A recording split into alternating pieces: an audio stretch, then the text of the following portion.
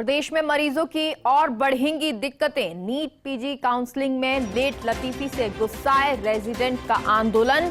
SMS समेत सभी medical colleges में आज से रेजिडेंट का कार्य बहिष्कार। ओपीडी और आईपीडी में कार्य बहिष्कार से सेवाएं प्रभावित होंगी। हालांकि रेजिडेंट्स ने इमरजेंसी सेवाएं सुचारू रखने की घोषणा की है। रेजिडेंट्स की 31 दिसंबर तक संपूर्ण काउंसलिंग प्रक्रिया पूरी कराने की मांग है। तो मांग वो कर रहे हैं कि 31 दिसंबर तक पूरी काउंसलिंग प्रक्रिया हो जाए, लेकिन अगर नहीं होती है तो तब तक वो हड़ताल पर है।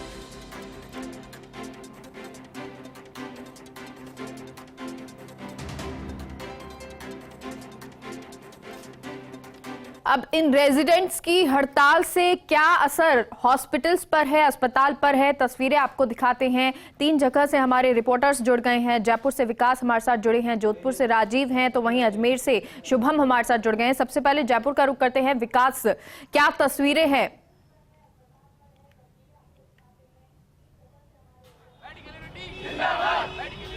देखिए मेघा, हम जयपुर की तस्वीर दिखाते हैं। सबसे पहले तो मेरे कैमरा पर्सन को दिखाऊंगा, आज सोमवार है, जो रश है पूरे एसएमएस अस्पताल का वो मैं आपको दिखाऊंगा कि ज़बरदस्त रश है। तकरीबन 8 से 9 हज़ार की ओपीडी जो है आज मंडे के दिन हुआ करती है, लेकिन उसके साथ में जो अस्पताल की बैकबोन कहे जाने वाले जो रेजिडेंट हैं वो आंदोलन की राह पर है। उनको जो अंदर बैठना चाहिए था वो बाहर बैठे हुए हैं।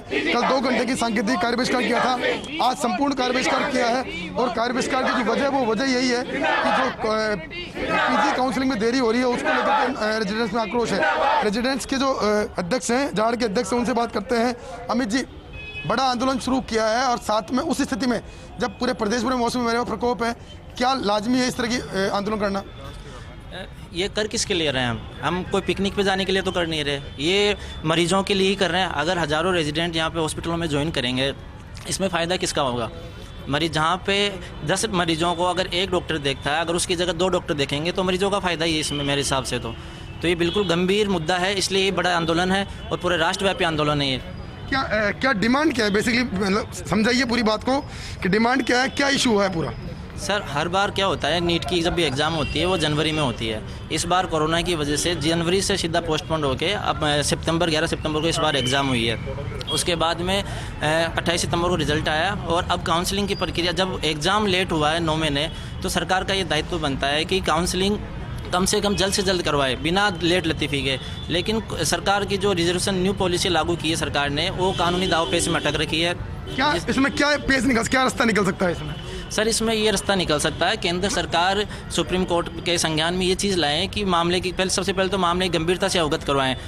उसके बाद सुप्रीम कोर्ट से ये निवेदन करिए कि ये फास्ट ट्रैक जजमेंट बनाए, जिसकी वजह से जो 6 जनवरी को उन्होंने अगली हियरिंग की तारीख दी है वो जल्द, उससे पहले इसी वीक में चालू हो जाए और 31 दिसंबर 2021 तक ये काउंसलिंग के प्रोसेस की प्रक्रिया स्टार्ट हुए और रेजिडेंट ज्वाइन। राजस्थान सरकार से क्या डिमांड कर रहे हैं? सर, राजस्थान सरकार बिल्कुल हमारी मुखिया सरकार है अभी, तो हम राजस्थान सरकार के मार्फत केंद्र सरकार को ये इस मामले की गंभीरता से अवगत करवाना चाहते हैं कि राज्य सरकार केंद्र सरकार को ये अवगत कराएं कि ये वाकई में स्वास्थ्य सेवाएं, अगर रेजिडेंट ज्वाइन नहीं करते हैं तो स्वास्थ्य सेवाएं बहुत कोलैप्स होने वाली है, क्योंकि अभी डेंगू का प्रकोप चल रहा है। ठीक है, तो ये हड़ताल जिससे फिलहाल जो मरीज हैं उनको बहुत परेशानी, दिक्कत का सामना करना पड़ेगा, क्योंकि अब जो संपूर्ण हड़ताल का इन्होंने घोषणा कर दी है।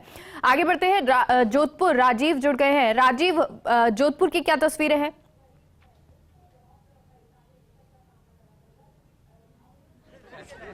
देखिए कि मेघा, जब शुरू से लेकर अब तक देखिए कि डॉक्टर जब भी हड़ताल पे जाते हैं मरीजों को सबसे ज़्यादा परेशानी होती है। इस बार डॉक्टरों का भगवान भला करे कि उन्होंने इमरजेंसी में अपनी सेवाएं जारी रखी है, लेकिन अपनी मांग को लेकर के रहे हैं। जोधपुर के मथुरादास बहादुर अस्पताल के बारे आप देख सकते हैं कि किस तरीके से जो प्रदर्शन को लेकर के तमाम जो चिकित्सक की जो टीम है वो यहाँ पे मौजूद है। सबसे बड़ी बात है कि सेंट्रल गवर्नमेंट के पाले में बॉल है। 25 सांसद राजस्थान से प्रतिनिधित्व करते हैं, उनकी जिम्मेदारी बनती है कि अगर परीक्षाएं टाइम पर नहीं होगी या आगे नहीं बढ़ेंगे तो किस तरह से आगे इनका भविष्य रहेगा। जिनसे बात भी कर लेते हैं। सर, क्या डिमांड क्या है, किस तरह से प्रदर्शन? डिमांड हमारी काउंसलिंग की डिमांड है। नीट पीजी काउंसलिंग बार बार पोस्टपोन करते जा रहे हैं, तीसरा बैच आ नहीं रहा है, 2 ही बैच काम करने के लग रहे हैं, तो इससे मरीजों को भी काफ़ी परेशानी हो रही है। रूटीन ओटी वगैरह जो उनकी भाई जल्दी होनी चाहिए थी, उनको 20-20 दिन वेट करना पड़ रहा है। ओपीडी में लंबी लंबी लाइनें लगी रहती हैं। हम स्ट्राइक करने से हो सकता है मरीजों को अभी 2-4 दिन के लिए थोड़ी परेशानी का सामना करना पड़े, अगर तीसरा बैच आता है तो उनको दीर्घकालिक काफ़ी लाभ होंगे। किस रूप में देखते हैं इस हड़ताल को आप? सर, इसके लिए दो चीज़ों को आपको समझना पड़ेगा। पहली बात कि WHO की गाइडलाइंस के हिसाब से पूरे इंडिया में जो डॉक्टर्स की कमी है वो बहुत ज़्यादा है। जब एक तरफ इतनी सारी कमी है फिर भी ये डॉक्टर्स को, एक पूरे बैच को ये नहीं आने दे रहे हैं, तो आप समझ सकते हैं जो कमी है उसका जो जगह है वो बहुत ज़्यादा बढ़ जाएगी। दूसरी चीज़ है कि आप सोचिए कि हम 2 दिन की स्ट्राइक में यदि हमारा बैच आता है तो पेशेंट्स को कितना फ़ायदा मिलेगा। उनकी जो रेजिडेंट की अपनी समस्याएं हैं और इसीलिए कार्य बहिष्कार भी किया है। शुभम का रुख करते हैं अजमेर से। शुभम, वहाँ की क्या तस्वीरें नजर आ रही हैं?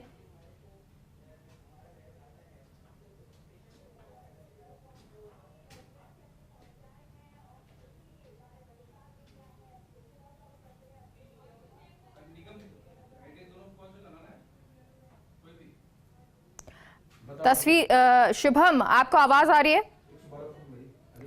चलिए एक बार फिर से रुक करते हैं जोधपुर। राजीव, आप बात कर रहे थे, जो डॉक्टर्स हैं, रेजिडेंट हैं, वो कह रहे हैं कि हमें जो उनकी समस्याएं हैं वो है कि बहुत ज़्यादा काम करना पड़ रहा है। अब अगर नीट काउंसलिंग जल्दी होगी तो ये प्रक्रिया भी अच्छी रहेगी और डॉक्टर्स जो है ज़्यादा आएंगे तो मरीजों को भी परेशानी जो है वो कम होगी।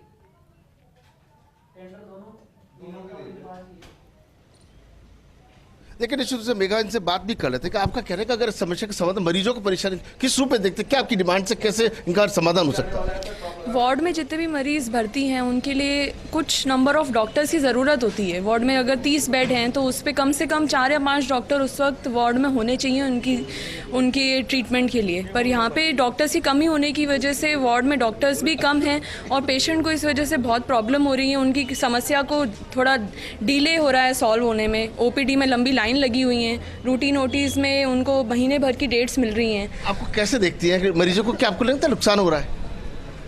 जी, अगर मेरे नज़रिए से देखा जाए तो नुकसान तो हो ही रहा है। हम लोग 24 आवर्स 48 आवर्स की कंटिन्यूस ड्यूटी दे रहे हैं, तो उस हिसाब से एक इंसान को थोड़ा तो रेस्ट चाहिए। अगर मैन पावर कम रहेगी तो इस हिसाब से पेशेंट को तो अफेक्ट होगा ही।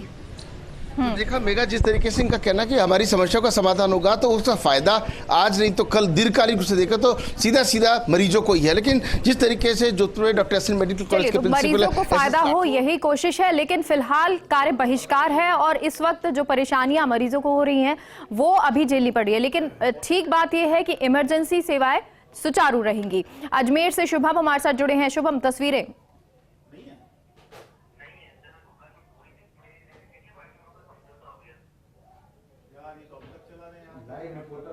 चलिए एक बार फिर से जुड़ने की कोशिश करेंगे शुभम से। कोटा से हमारे साथ भंवर जुड़ गए हैं।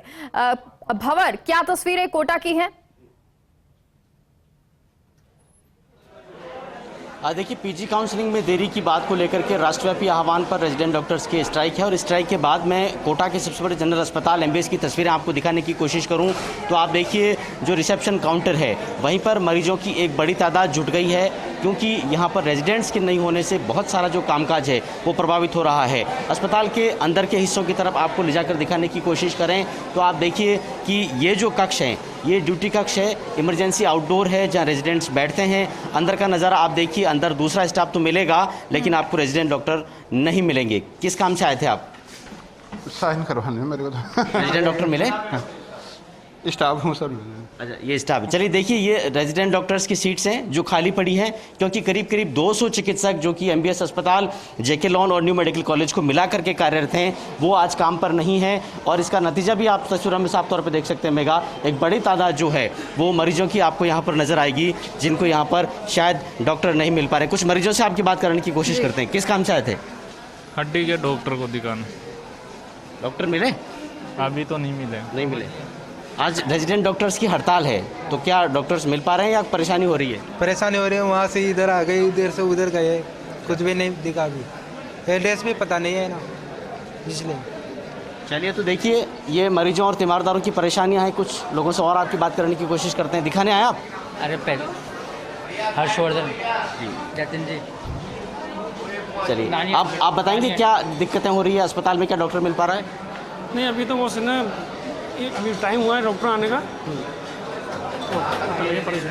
चलिए तो देखिए लोग यहाँ पर परेशान हो रहे हैं, हमने आपको दिखाने का प्रयास किया। और देखिए मेगा, ये बड़ी अजीब सी विडंबना है कि जब तब हम अस्पताल की चौखट पर खड़े होकर इस तरह से स्ट्राइक की कवरेज करते नजर आते हैं। ये समझ से परे है कि आखिर ऐसी कौन सी चिकित्सकों की मांगें हैं जो कि पूरी नहीं हो पाती है। और दूसरा सवाल ये भी है कि आखिर सिस्टम और सरकारें भी जब तब ये आंदोलन होते हैं तब एसोसिएशन के साथ, डॉक्टर्स एसोसिएशन के साथ, रेजिडेंट एसोसिएशन के साथ समझौते करती है बाकायदा, लेकिन उनको पूरा नहीं किया जाता है और खामियाजा भुगतना पड़ता है मरीज और तीमारदार को। चलिए, देखिए तो मांगे बहुत होती हैं और वो मांगे पूरी नहीं होती हैं, चाहे मांगे लेट पूरी हो या जल्दी हो, लेकिन इसका खामियाजा सिर्फ मरीजों को होता है। बहुत बहुत शुक्रिया विकास आपका, राजीव आपका और भंवर आपका।